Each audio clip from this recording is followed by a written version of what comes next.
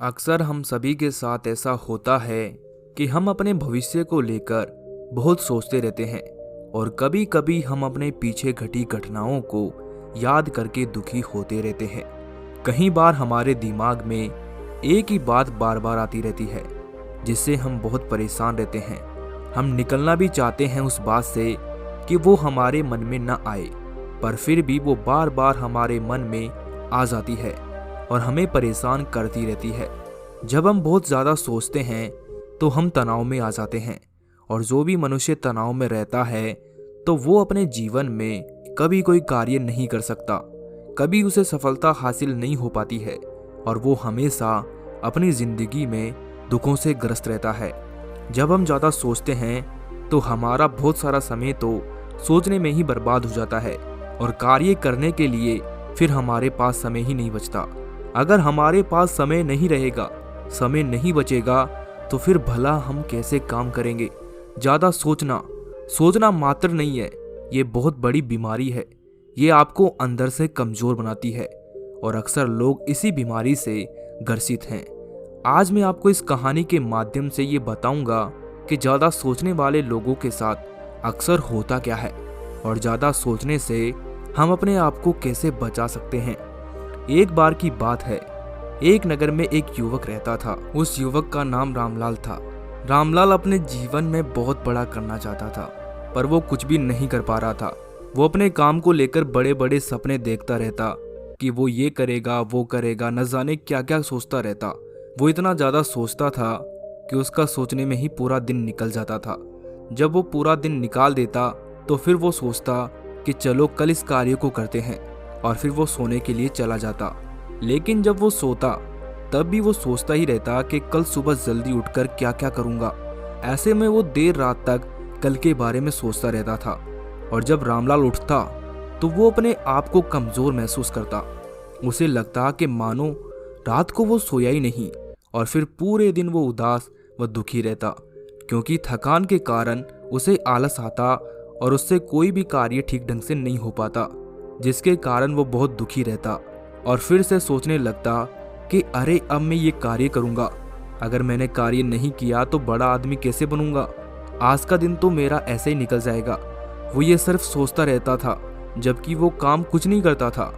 वो सपने तो बड़े बड़े देखता, दिन भर उन सपनों के लिए योजनाएं भी बनाता, पर कभी भी उन योजनाओं पर काम नहीं करता। ज़्यादातर समय वो अपना सोचने में ही बिता देता था, और जब भी वो कोई कार्य शुरू करता तो शुरू करने से पहले ही उसके परिणामों के बारे में देखकर घबरा जाता और सोचने लगता कि अगर मेरे से ये कार्य पूरा नहीं हुआ तो, अगर इस कार्य को करने में मेरा नुकसान हो गया तो फिर मैं क्या करूँगा। ये सोचकर वो कार्य करने से पहले ही हार मान लेता। और जब रामलाल कोई कार्य करता और अगर उसमें उसको असफलता मिल जाती, तो जब वो अगली बार उस काम को फिर से करता तो ये सोचने लगता कि पिछली बार भी मैं सफल नहीं हुआ था, अगर इस बार भी मैं सफल नहीं हुआ तो, अगर इस बार मैं असफल हो गया तो लोग मेरा मजाक बनाएंगे, मेरे से कहेंगे कि मैं कुछ बड़ा नहीं कर सकता। ये सब सोच सोचकर वो परेशान व दुखी होता रहता।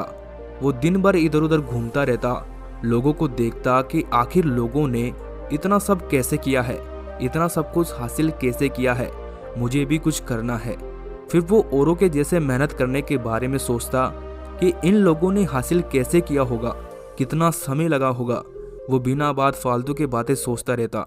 अगर रामलाल को कोई अगर कुछ बताता, उसकी मदद करना चाहता, तो तब भी रामलाल यही सोचता कि ये मेरी मदद क्यों कर रहा है, लगता है इसका कोई स्वार्थ होगा इसमें, जभी तो ये मेरी मदद कर रहा है। और वो लोगों को मना कर देता कि मुझे आपकी मदद नहीं चाहिए। रामलाल लोगों को मना कर देता तो फिर लोग क्यों उसकी मदद करेंगे।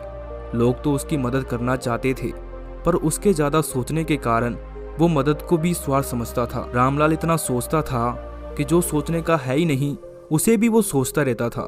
उस काम में भी वो बार बार सोचता था, जिससे उसका काम होता तो था नहीं बल्कि बिगड़ जाता था। ज़्यादा सोचने के कारण रामलाल बहुत परेशान रहने लगा। अब उसे दिन में चैन नहीं आता, वो दिन भर दुखी रहता, और जब वो रात को सोने की कोशिश करता तो उसे रात में भी नींद नहीं आती।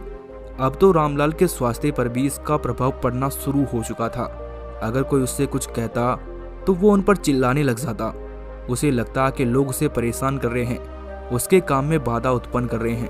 अपने इसी स्वभाव के कारण वो पूरे नगर में एक ऐसा युवक था जिससे कोई भी बात नहीं करता था।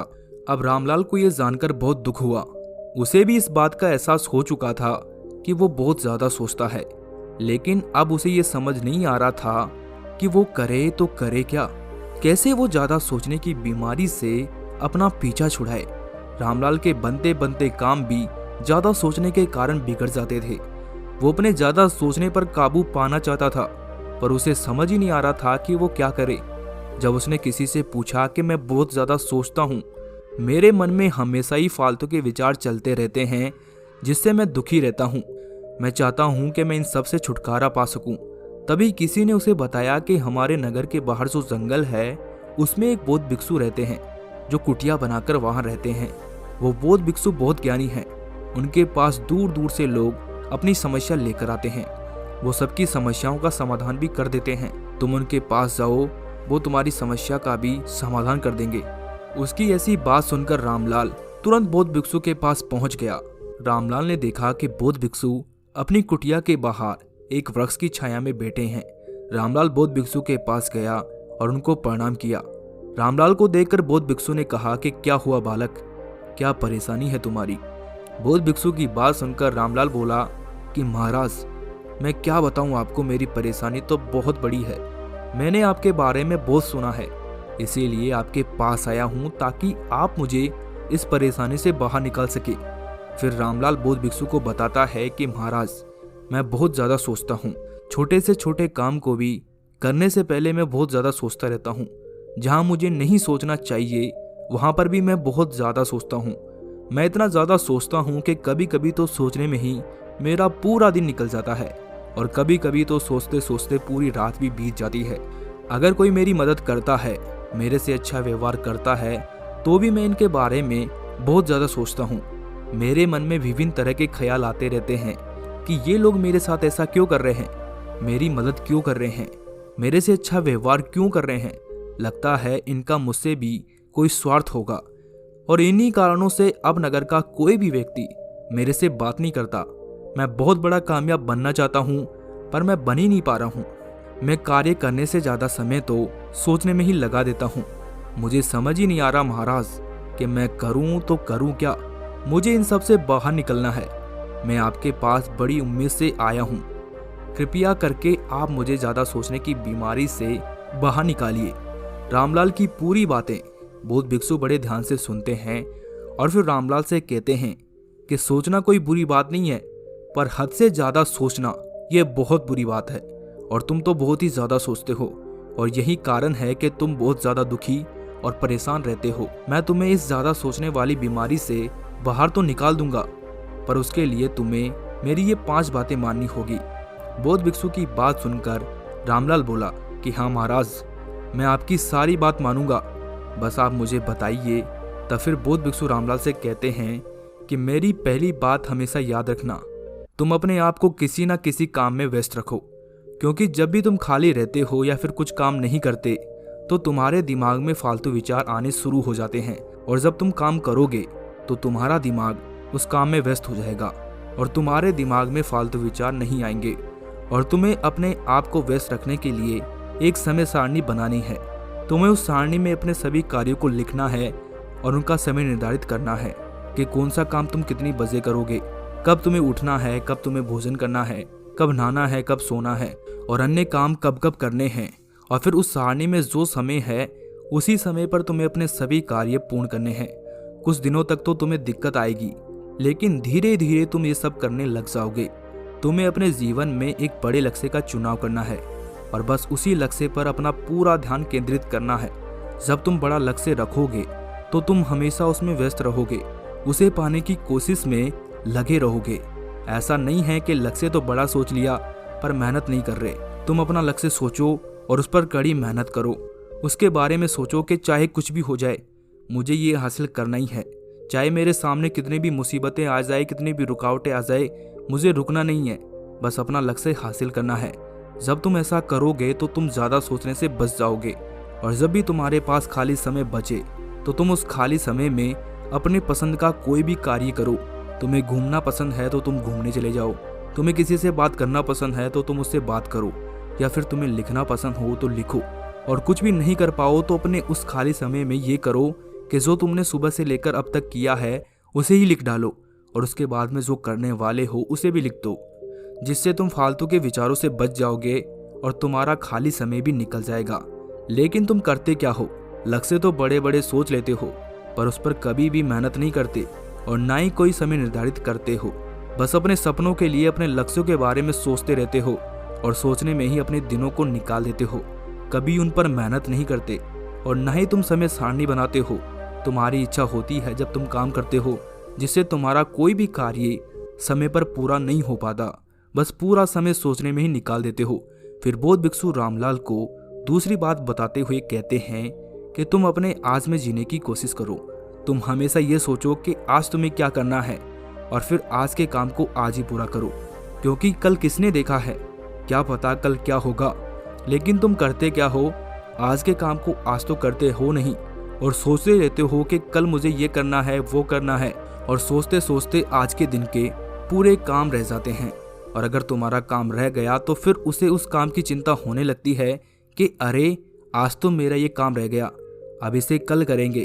फिर दूसरे दिन भी तुम्हारा यही रहता है, तुम अगले दिन के बारे में सोचने लग जाते हो और पिछले दिन के बचे काम के बारे में सोचने लगते हो, जिससे तुम्हारा कोई भी कार्य समय पर पूरा नहीं होता। और जब तुम्हारा कार्य समय पर पूरा नहीं होगा तो तुम्हें तनाव उत्पन्न होगा। रात को काम के तनाव की वजह से ही ठीक से नहीं सो पाओगे, और अगर ठीक से नहीं सो पाओगे तो दूसरे दिन भी तुम्हें थकान होगी, नींद आएगी, आलस आएंगे, जिससे फिर तुम उस कार्य को ठीक से नहीं कर पाओगे। इसीलिए सदैव अपने आज के कार्य पर ध्यान दो। कल क्या करना है कल पर छोड़ दो, अभी तो बस आज पर ध्यान दो। जब तुम ऐसा करोगे तो अपने आज के कामों में व्यस्त रहोगे।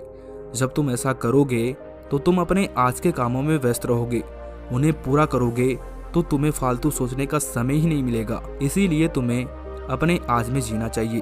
फिर बौद्ध भिक्षु रामलाल को तीसरी बात बताते हुए कहते हैं कि बीती बातों से दूर रहो, जो हो गया उसके बारे में मत सोचो, क्योंकि जो चला गया वो कभी भी लौटकर वापस नहीं आता और न ही आप उसे वापस ला सकते हो।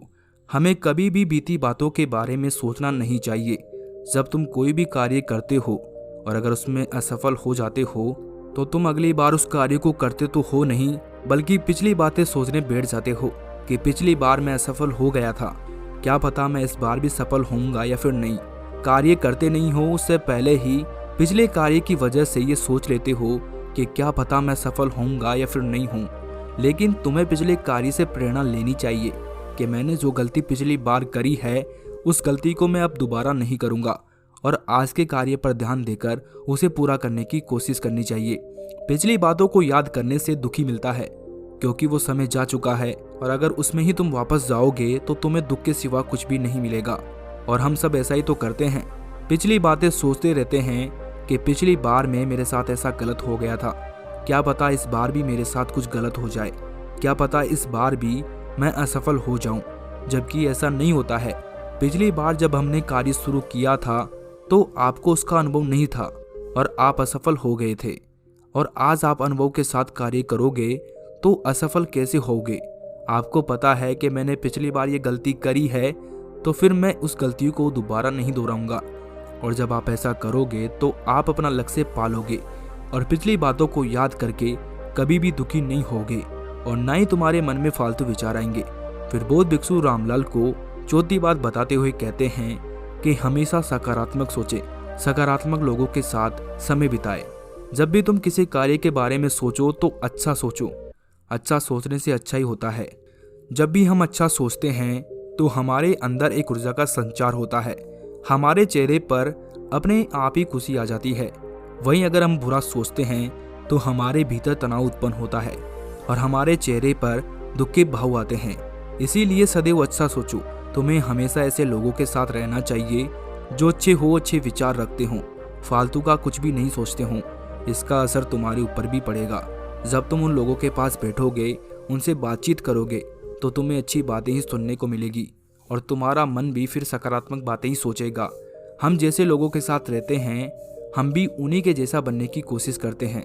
अच्छे लोगों के साथ रहते हैं तो अच्छा बन जाते हैं, और अगर बुरे लोगों के साथ रहते हैं तो बुरा बन जाते हैं।